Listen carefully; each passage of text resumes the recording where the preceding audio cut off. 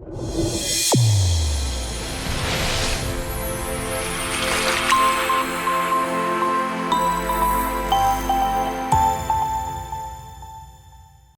for prototyping.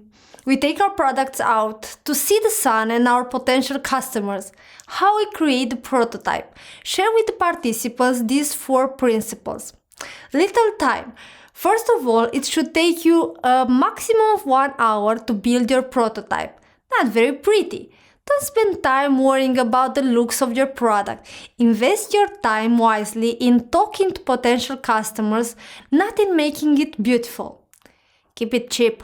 Use materials you can find easily.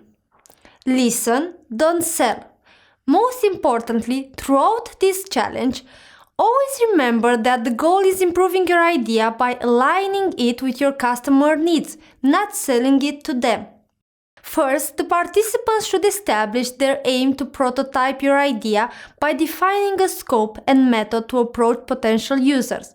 One question to address to the participants is: what will you show in your prototype? Which main features do you want to expose your users to? List 2 to 3 core functionalities that you'll include in the prototype.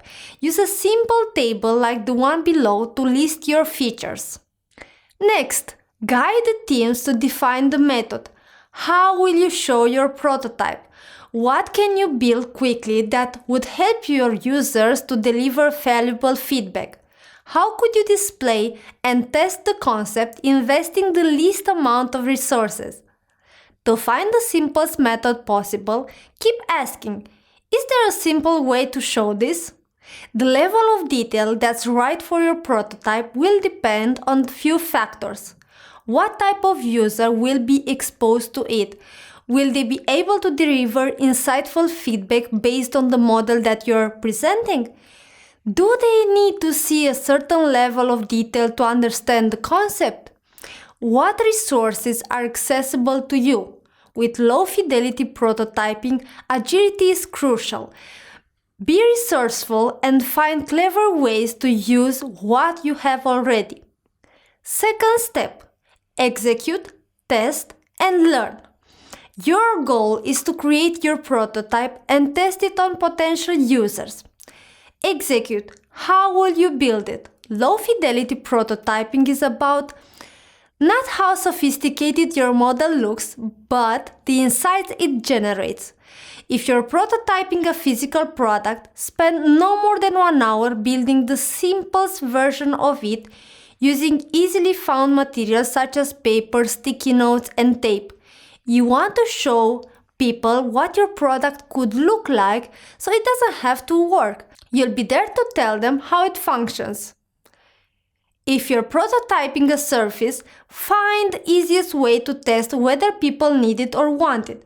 For example, if you want to create an educational program dedicated to helping young people find their passions, start helping one person to do so.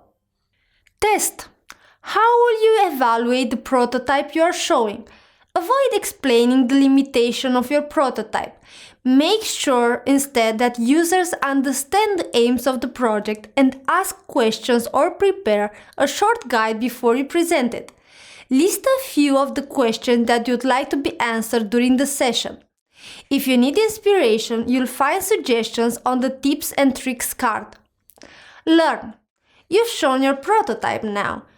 Now what? Collect your users' feedback and build an affinity map to find similarities in their evaluations of the concept, incorporate feedback, and move on. From here, your next step is to build a high-fidelity prototype that reflects the product's look and feels. Test it again and again. This challenge should be seen as part of a cycle. You should always prototype, test, and learn from your users and improve your product.